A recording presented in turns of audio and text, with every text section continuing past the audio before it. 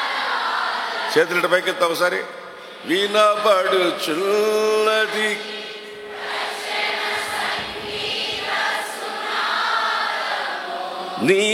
నీతిమంతుల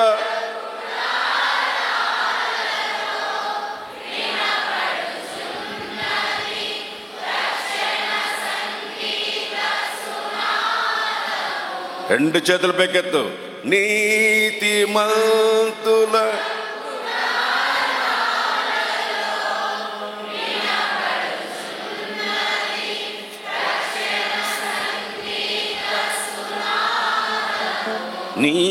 నీతిమంతుల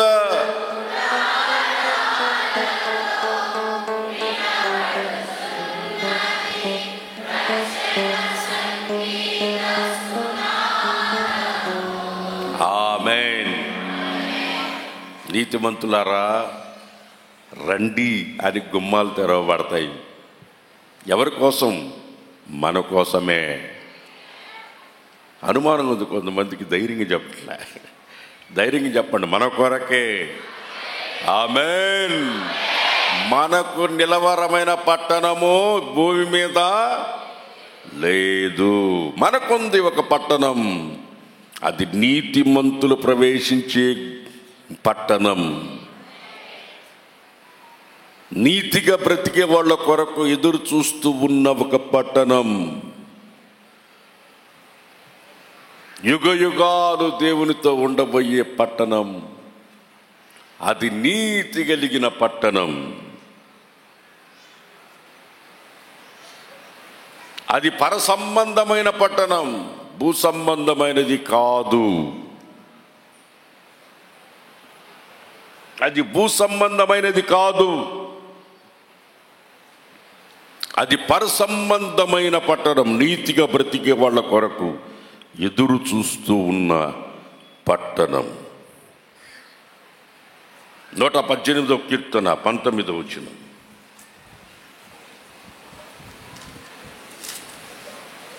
నేను వచ్చునట్లు నీతి గుమ్మములను తీయుడి. నీతి గుమ్మాలు తీయండి. నేను వాటిలో ప్రవేశించి, నేను దానిలో ప్రవేశించి యెహోవాకు కృతజ్ఞతాస్తుతులు చెల్లించెదను. ఆమేన్ గలీలే కాదు, స్తోత్రం స్తోత్రం అని చెప్పండి. అది దేవుని ప్రజలు స్తోత్రమును ప్రచురము చేసేదర్రు అందాసి. నీతిమంతులు ప్రవేశించే గుమ్మం తీయండి నా కొరకు అని ధైర్యంగా అడ్డబడుకొని తీడు గుమ్మలు దేవుని స్తుతించాలి. నేను ఆ గుమ్మంలో ప్రవేశించాలి. అదిగో నీతి గల పట్టణంలోకి నేను వెళ్ళాలి. ఆ నీతి కలిగిన పట్టణంలో నేను ప్రవేశించాలి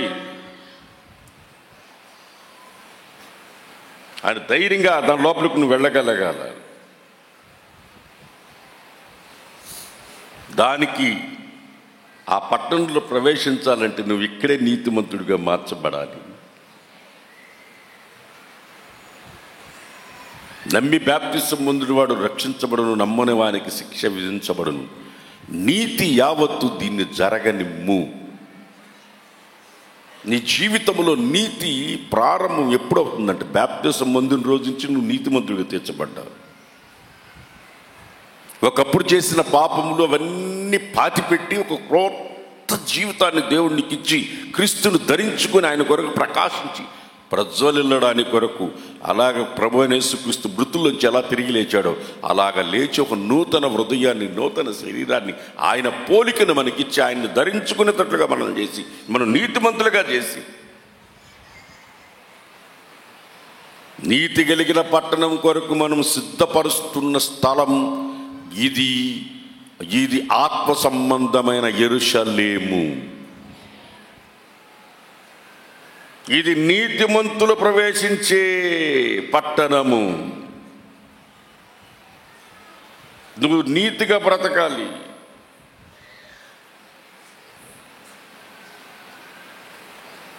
నీతిమంతుడు ఎలా జీవిస్తాడు అంటే ఎన్నోసార్లు చదువుకున్నాం. నీతిమంతుడు ఎలా జీవిస్తాడు? విశ్వాసం ద్వారా జీవిస్తాడు. నీతిమంతుడు ఎలా జీవిస్తాడు? విశ్వాసాన్ని విడిచిపెడితే నీతి పోద్ది. నువ్వు ఎప్పుడైతే విశ్వాసాన్ని విడిచిపెడతావో నీతి పోద్ది.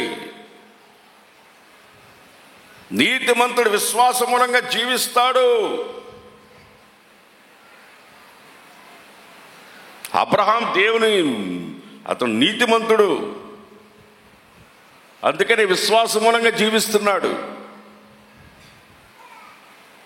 మనం విశ్వాసాన్ని విడిచిపెట్టామనుకో, నీతిని విడిచిపెట్టామనుకో, విశ్వాసం ఉండదు. నీతిమంతుడు మనం ఎలా జీవించాలంటే, ఈ నీతిమంతుడిని ఎట్లా గుర్తుపట్టచ్చు అంటే విశ్వాసంతో బ్రతకతాడు. విశ్వాసాన్ని విడిచిపెట్టడు, విశ్వాసాన్ని దూరం చేసుకోడు.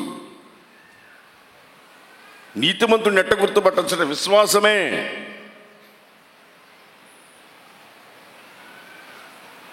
అవసరమైతే దేవుణ్ణి అడుగుతాడు,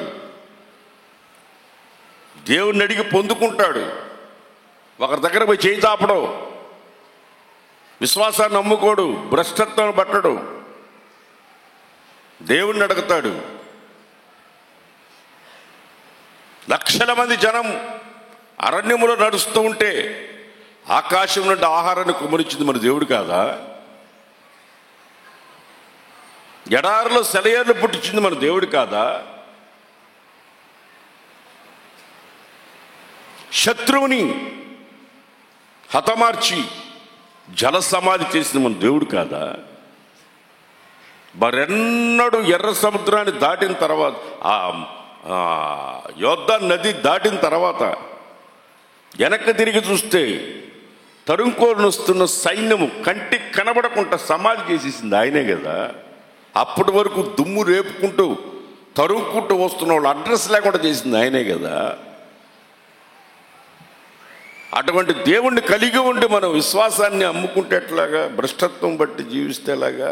విశ్వాసం లేకుండా బ్రతికితే ఎలాగా? నీతిని విడిచిపెడితే ఎలాగా?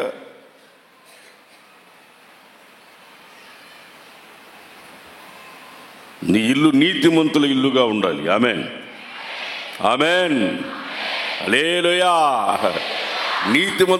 నీతి కలిగిన పట్టణానికి పోబోతున్నాం మనం. నీటిలో ఎప్పుడు రక్షణ కూర్చుని సునాది గీతంలో వినపడతా ఉండాలి. అది నీతి కలిగిన కుటుంబం అని గుర్తుపట్టచ్చు.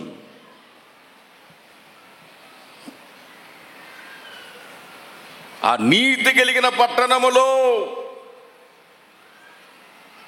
నువ్వు నేను ఇక్కడున్న ఏ ఒక్కరు విడవబడిపోకూడదు. ప్రతి ఒక్కరు ఆ నీతి కలిగిన పట్టణంలో ఉండాలి. నీతి మాలిన పనులు చేయడానికి కొరకు ఈ లోకం మనల్ని ప్రేరేపిస్తుంది. నీతిని విడిచిపెట్టకూడదు. పొరపాటున నీతిని విడిచిపెట్టకూడదు. ఎందుకో తెలుసా? మనము నీతి కలిగిన పట్టణంలోనికి వెళ్ళబోతూ ఉన్నాం. రెండో పాయింట్ చెప్తాను. సెకండ్ పాయింట్, యెషయా గ్రంథం 1వ అధ్యాయం 26వ వచనం. యెషయా గ్రంథం 1వ అధ్యాయం 26వ వచనం. అప్పుడు నీతిగల పట్టణమనియు నమ్మకమైన నగరమనియు నీకు పేరు పెట్టుదురు. నమ్మకమైన నగరము. అందరు చెప్పండి, నమ్మకమైన. పెద్ద చెప్పండి. నమ్మకమైన నగరం, పట్టణం, నమ్మకమైన నగరం. ఇందాక నీతిగా బ్రతికితే ఆ పట్టణంలోకి వెళ్తాం. ఇప్పుడు నమ్మకంగా ఉంటే పోతాం. నమ్మకస్తుల కోసం ఆ పట్టణం సిద్ధపడతా ఉంది, అందరి కోసం కాదు. నమ్మకస్తుల కోసమే సిద్ధపడుతుంది ఆ పట్టణం, అందరి కోసం కాదు.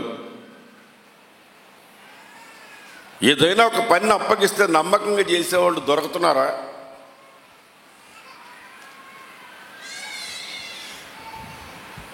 కనబడుతున్నారు? అసలు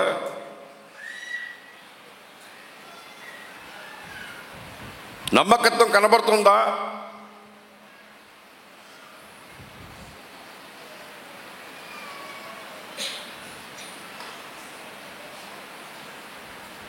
నమ్మకత్వం కంటే కనుసు కరువైపోయింది.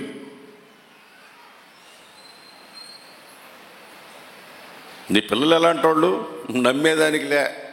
తల్లిదండ్రులు పిల్లల ముందు స్టేట్మెంట్. మీ ఆయన ఎట్టాడు? నమ్మేదానికిలే.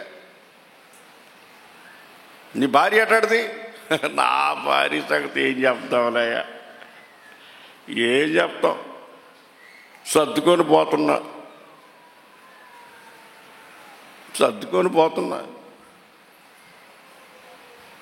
ఏమన్నంటే చంపేస్తుందని భయము, అందుకని సర్దుకొని పోతున్నా.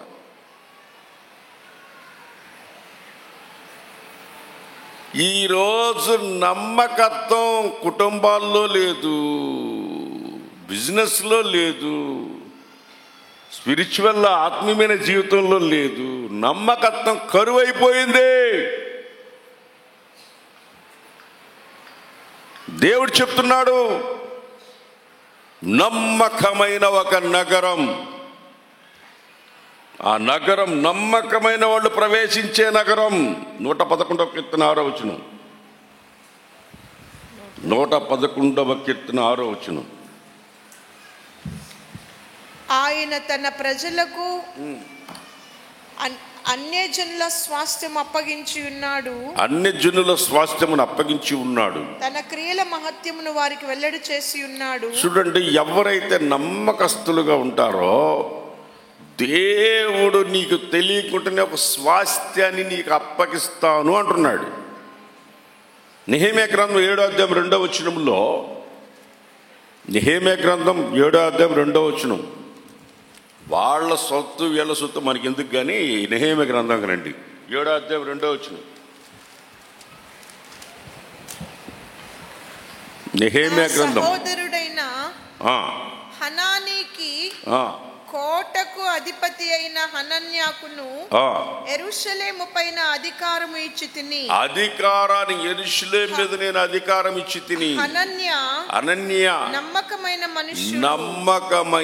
మనుష్యుడు, అందరికంటే ఎక్కువగా దేవుని ఎదుట భయభక్తులు గలవాడు, దేవుని యందు భయభక్తులు గలవాడు. కొట్టండి చప్పట్లు గట్టిగా. మీరు చాలా సచ్చుగా కొడుతున్నారు. ఆమేన్. ఆ ప్లేస్లో మిమ్మల్ని పెట్టుకొని కొట్టండి గట్టిగా. అది ఆ ప్లేస్లో మిమ్మల్ని పెట్టుకోండి. ఆ ప్లేస్లో మిమ్మల్ని పెట్టుకోండి.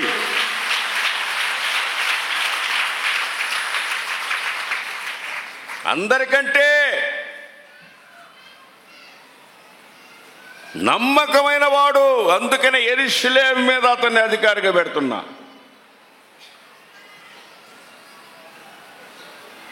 ఇప్పుడు మనం వెళ్ళబోయే పరమ యెరూషలేము, పైనున్న యెరూషలేము పట్టణంలోకి వెళ్ళాలంటే మనకి ఏముండాలి? నమ్మకత్వం ఉండాలి. ఇర్మియా గ్రంథం 42వ అధ్యాయం 5వ వచనం. ఇర్మియా 42:5, 42:5. అప్పుడు వారు ఇర్మియాతో ఇట్లనిరి, నిన్ను మా యొద్దకు పంపి నీ దేవుడైన యెహోవా సెలవిచ్చిన ఆ మాటలను బట్టి మరుమాట లేకుండా మేము జరిగించని ఎడల యెహోవా మా మీద నమ్మకమైన సత్యసాక్షిగా ఉండునుగాక. ఆమేన్. నమ్మకత్వాన్ని దేవుడు చూస్తున్నాడు. ఈ నమ్మకమైన నగరానికి తీసుకుని వెళ్ళే వాళ్ళని కొత్త నిబంధనలో లూకాసు వార్త 19:17 వచనంలో, లూకాసు వార్త 19:17 వచనంలో ఒక వాక్యం ఏమనుందంటే, లూకాసు వార్త 19వ అధ్యాయము 17వ వచనం. అతడు బలా మంచి దాసుడా నీవు ఈ కొంచెములో నమ్మకముగా ఉంటివి గనుక, కొంచెములో నమ్మకంగా ఉంటే 10 పట్టణముల మీద అధికారివై ఉందువని వానితో చెప్పాను. కొంచెములో నమ్మకముగా ఉంటే ఏంది? తర్వాత 10 పట్టణముల మీద అధికారివై ఓరే నాయన 10 పట్టణాలకు నువ్వు నమ్మకం నేను పెడతా. కొంచెంలో నమ్మకం ఉంటే, కొంచెం అంటే ఏంటి? తలెత్తిన సైజు చూడండి. మనకిచ్చిన జీవితం ఎంత? కొంచెమే. మనకిచ్చిన జీవితం కొంచెం. వాడు ఒక్క పూట కూటి కొరకు చేష్టవత్తాన్ని నమ్ముకున్నాడే. ఒక్క పూట కూటి కొరకు, ఒక్క పూట మన జీవితం అంతా కలిపి ఒక పూటతో పోల్చాడు. ఈ లోకపు సుఖభాగాలన్నింటినీ ఒక్క పూట కూటి కొరకు జ్యేష్ఠత్వాన్ని నమ్ముకున్న భ్రష్టుడా అన్నాడు.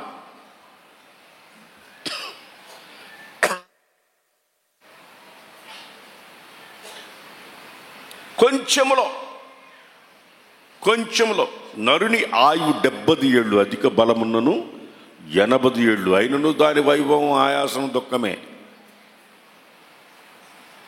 కొంచెము అంటే మనకిచ్చిన దేవుడిచ్చిన ఆయుష్.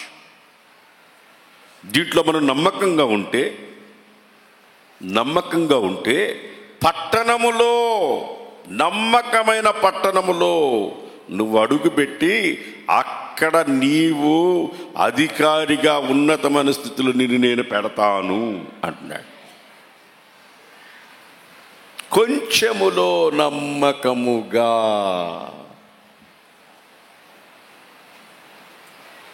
కొంచెములో నమ్మకంగా నువ్వు ఉంటే అధికమైన ఉన్నతమైన పట్టణాల మీద. ఆ కొంచెములో నమ్మకం లేదు.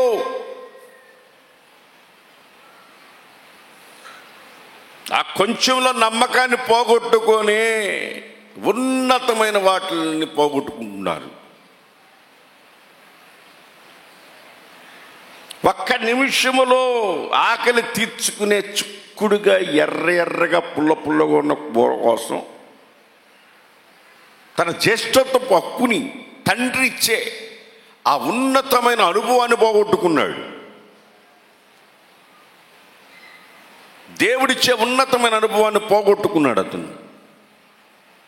చూసారా అంత అన్యాయం?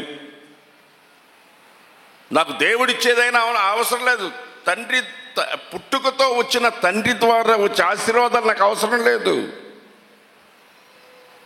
నేను ఈ క్షణంలో నా ఆకలి తీరితే చాలు, నా సుఖం చాలు, నా శరీరం సుఖం చాలు, నాకు ఆకలి తీరితే చాలు అనుకొని ఒక్క పూట కొరకు జ్యేష్ఠత్వం నమ్ముకున్న భ్రష్టులు మీలో ఎవరు ఉండకుండా చూసుకోండి అన్నాడు. దీన్ని బట్టి మనకేం అర్థమవుతుందంటే నమ్మకత్వాన్ని పోగొట్టుకుంటే భ్రష్టులం అవుతాము అని. అదే లూకా సువార్త 16:10 మిక్కిలి కొంచెములో నమ్మకముగా ఉన్నవాడు, మిక్కిలి కొంచెములో నమ్మకంగా ఉన్నవాడు ఎక్కువలోనూ నమ్మకముగా ఉండును. ఎక్కువలో కూడా నమ్మకంగా ఉంటాడు. మిక్కిలి కొంచెములో అన్యాయముగా ఉండువాడు, మిక్కిలి కొంచెములో అన్యాయంగా ఉన్నవాడు ఎక్కువలో కూడా అన్యాయంగానే ఉంటాడు. ఎవడైనా బుద్ధి తెలుసుకోవాలంటే కొంచెం ఇచ్చి చూడాలి. వాడికి కొంచెం ఇచ్చి చూడాలి. ఆ కొంచెములో నమ్మకం లేనప్పుడు వాడికి ఎక్కువ మనం ఎందుకు ఇస్తాం? ఏం కొంచెంలో నమ్మకం లేదు కాబట్టి ఎక్కువ ఇవ్వలేము. ఎందుకంటే కొంచెంలో నమ్మకం లేడు కనుక ఎక్కువలో కూడా నమ్మకంగా ఉండడు అని బైబిల్ చెప్తుంది. ఒక్క పొల్లు కూడా మారదు. దేవుని బైబిల్లో ఉన్న మాటలు ఒక పొల్లు కూడా మారదు.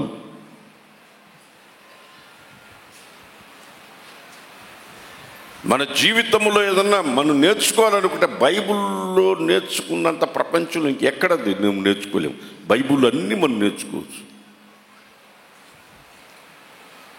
కొంచెంలో నమ్మకముగా ఉంటే ఆ కొంచెంలోనే నమ్మకం లేరు. అర్థమవుతుందా? మన హెబ్రీ పత్రిక 3:2 చాలా విలువైన మాట రాస్తాడు. ఏమని? ఇల్లంతటిలో దేవుని ఇల్లంతటిలో మోషే నమ్మకముగా ఉండినట్టు. మోషే నమ్మకమైన వాడు. కొట్టాడు చప్పడు సంతోషంగా, కొట్టాడు గట్టిగా, గట్టి కొట్టాడు హుషారుగా.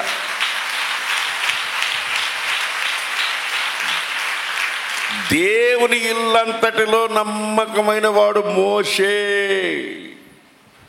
ఈరోజు దేవుడు నిన్ను గురించి నమ్మకమైన వాడని చెప్పగలరా?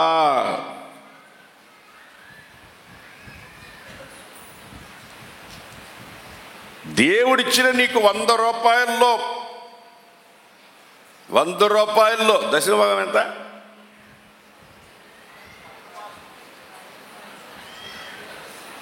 ఎప్పుడన్నా కరెక్ట్గా ఇస్తే కదా చెప్పడానికి, ఎప్పుడన్నా కరెక్ట్గా ఇస్తే కదా. నమ్మకమైన వాళ్ళే కాదని అడుగుతున్నా నేను. 100 రూపాయల దశమ భాగం ఎంత? బా వెళ్ళి చెప్పినారులే బా, 1.5 గంట ఆలోచించారు. 100 రూపాయల దశమ భాగం 10 రూపాయలు. ఈ కొంచెంలో నమ్మకంగా ఉంటే ఉన్నతమైన దేవుడు కట్టే ఇంట్లో నిన్ను పెడతానంటే, దీంట్లోనే దొంగవైతే నీకు దాన్ని ఎందుకు ఇస్తాడు? ఎగ్జాంపుల్ చెప్పా, మీరు దశమ భాగం తెచ్చి నాకు ఇయ్యండి అని కాదు నేను చెప్పేది. మీరు అర్థమైందా? ఎగ్జాంపుల్ చెప్పా, నమ్మకత్వాన్ని గురించి చెప్పిన. కొంతమందికి ఎన్ని సంవత్సరాల పిల్లలు పుట్టరు. ఎందుకు పుట్టరు? యథార్థవంతులకు పుడతారు అన్నాడు. 112 కీర్తనలో యథార్థవంతుల వంశం దీవించబడుతుంది అన్నాడు. నీకు ఇచ్చిన దాంట్లో యథార్థంగా ఉంటే కదా నీ సంతానం అభివృద్ధి పొందేది.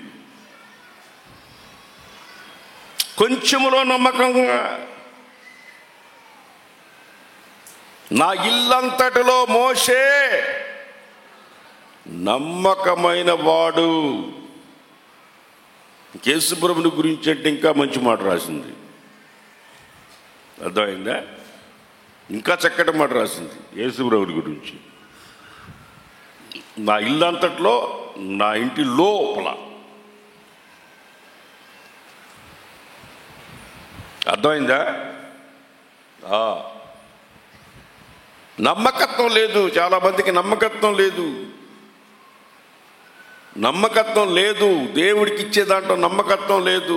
కొంచెంలో నమ్మకంగా లేరు. నీ ప్రాణాత్మ శరీరాలు, నీ శరీరం విషయంలో, ప్రాణాత్మ శరీరాలు నమ్మకంగా లేరు.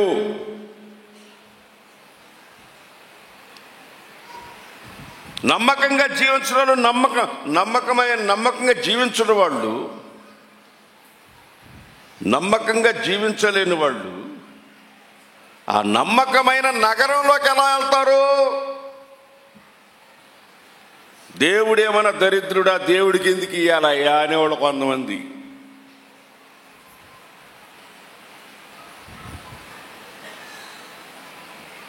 ఒక రోడ్డు మీద ఒకడు అడుక్కు తినేవాడు కూర్చోన్నాడు. ఒక ఎగ్జాంపుల్ చెప్తున్నాను నేనండి.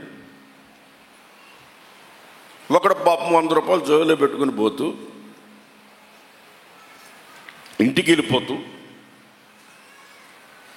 ఆ అడుక్కునే తినేవాడిని చూసి, అరే నాకు ఇంటి నిండా డబ్బులు ఉన్నాయి, నేను అట్టా వెళ్ళిపోయినది 1 కిలోమీటర్ నడిచి వెళ్తే ఇంటికి వెళ్ళిపోతాను అని 100 రూపాయలు జోబులో తీసి 10 రూపాయల కాగితాలు లెక్క పెట్టి 90 రూపాయలు వాడికి వేసి 10 రూపాయలు జాలే నాకు ఇంటికి వెళ్ళిపోతున్నాను, పాపం పేదవాడు అంటున్నాడు అని వాడికి 90 రూపాయలు వేసి వెళ్తూ ఉంటే, వాడు అడుక్కు తినేవాడు వాడు 10 లెక్క పెట్టి ఒకటి జోబులో పెట్టుకుని చూసి, ఇంకొకటి నా దగ్గర ఉంటే ఎంత అవుద్ది నాకు చెప్పండి, ఎంత అవుద్ది? 99 ఒకటి ఎంత అవుద్ది? 9 10 రూపాయలు. ఇంకో 10 రూపాయలు ఉంటే ఎంత అవుద్ది? వాడికి, అడుక్కు తినేవాడికి ఎంత అవుద్ది చెప్పండి గట్టిగా? 100 రూపాయలు అవుద్ది. అందుకని వాడు ఏం చేశాడంటే, వాడు వెళ్తా ఉంటే వెనకన ఒక కర్ర తీసుకుని వెళ్ళి తలకాయ మీద కొట్టి ఆ 10 రూపాయలు తీసుకున్నాడు.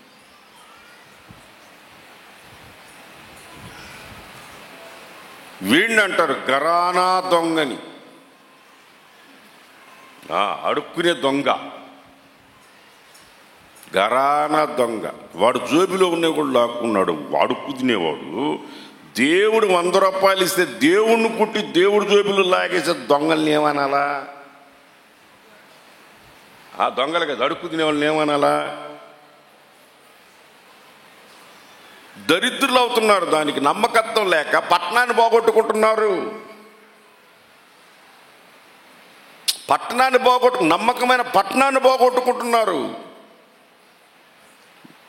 కొంచెంలో నమ్మకున్నవాడు 10 పట్టణాల మీద పెడతానన్నాడు ఒకటే యజమానుడు.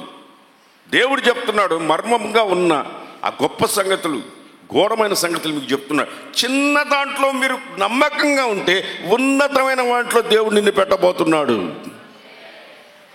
నమ్మకం లేదు, ధైర్యం లేదు, అలీలు చెప్పడానికి నోరు రాదు. నమ్మకంగా ఉన్న వాళ్ళందరూ అలీలు చెప్పండి. 2 చేతులెత్తి అలీలు చెప్పండి, గట్టిగా చెప్పండి. ఒక చిన్న పాప ఉందండి, బట్టలు కుట్టుకుంటుంది. ఎవరు ఖాళీగా ఉండకూడదని చెప్పి నా మెసేజ్ని టైలరింగ్ నేర్చుకుని ఇంటికాడ బట్టలు కుట్టుకుంటుంటుంది. బట్టలు కుట్టుకొని మరి ఆ డబ్బులు దాచిపెట్టి తీసుకొచ్చి నాకు ఇస్తుంది. అన్నా ఇదిగో అన్నా, ఇన్ని బట్టలు కుట్టానన్నా, ఇంత వచ్చిందన్నా, దేవునికి దశంబాకట కొంచెం ఎక్కువ వేసి దేవునికి ఇచ్చానన్నా. చిన్న పాప బట్టలు కుట్టుకుంటా. అర్థమైందా? ఎంత నమ్మకం! ఎంత నమ్మకంగా తీసుకుని దేవునికి ఇస్తుంది చూడండి.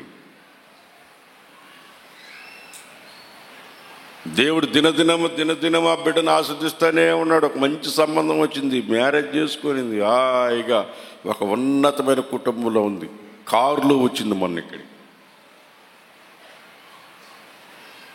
ఒక చిన్న గుడిసెలో ఉన్న అమ్మాయి కారులో వచ్చింది. ఏంటంటే మా ఆయన కారుగా ఉన్నాడని.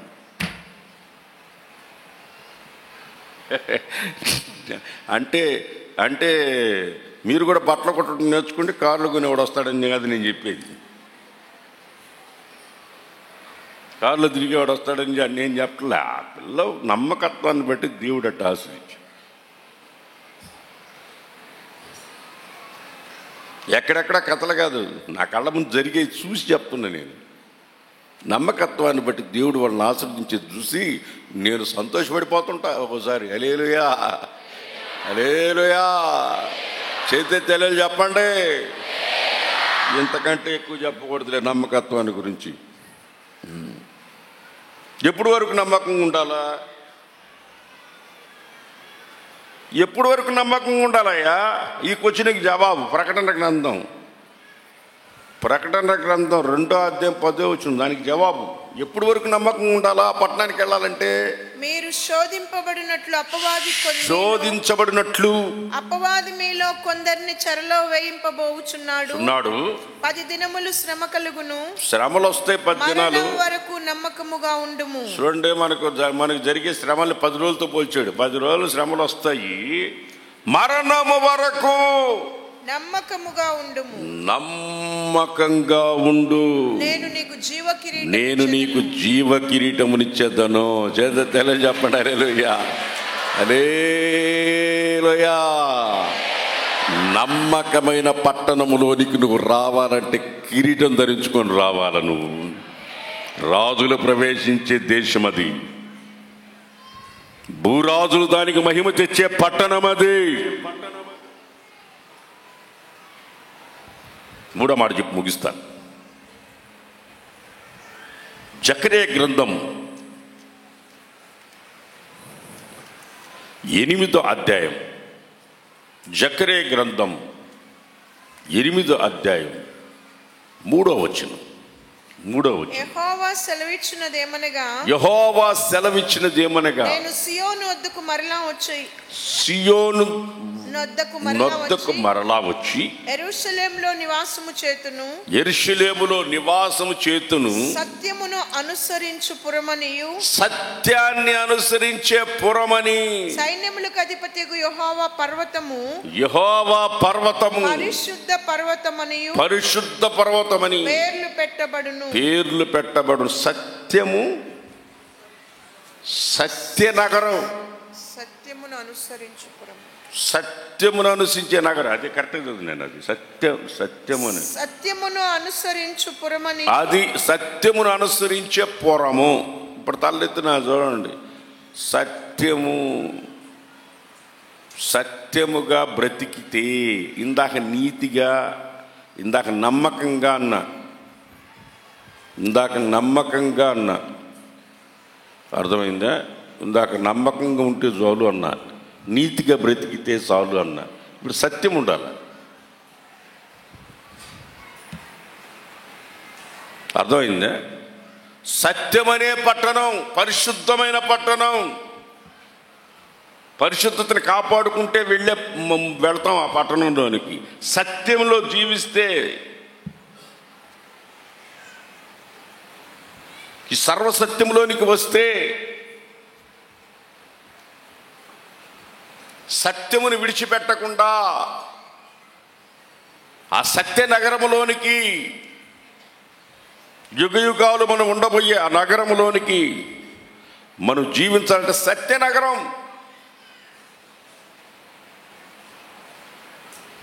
స్టార్టింగ్ ఏం చెప్పాను? ఏ నగరం అది? నీతి గల పట్టణం. రెండోది ఏ పట్టణం? నమ్మకమైన వాళ్ళు వచ్చే పట్టణం. మూడోది సత్యమును ఆశ్రయించిన వారు. భ్రష్టులు సత్యమును ఆశ్రయించరు. సత్యమనగా యేసయ్య సత్యము, వాక్యమే సత్యము. సత్యము సంత వీధుల్లో కేకలేస్తుందన్నాడు. వినబడలేదా, కనబడలేదా సత్య సువార్త?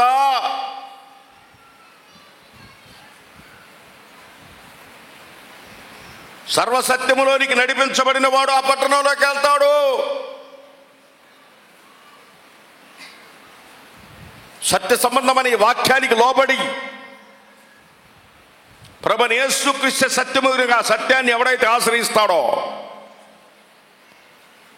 వాళ్ళ సత్య నగరములోనికి ప్రవేశిస్తారు. యుగయుగాలుండే పరిశుద్ధమైన పట్టణము. ఆమేన్. హల్లెలూయా, హల్లెలూయా.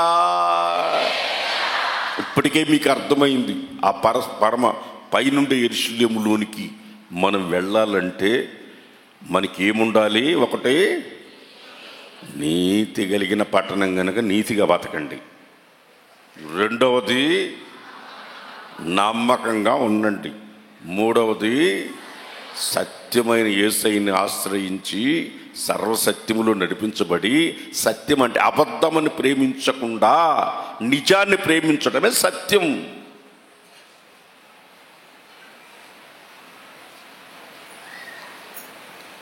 అబద్ధమును ప్రేమించేవాడు సత్యములో ఉండడు. సత్యమనే యేసయ్యని ఆశ్రయించరు. సత్యంగా బ్రతకాలనుకున్న వాళ్ళు, సర్వసత్యములో బ్రతకాలనుకున్న వాళ్ళు యేసయ్యని అంగీకరించరు. సర్వసత్యములోనికి రావాలంటే యేసయ్యని అంగీకరించాలా. అంగీకరిస్తేనే నువ్వు సర్వసత్యములోనికి నడిపించబడి ఆ సత్య నగరానికి నువ్వు వెళతావు.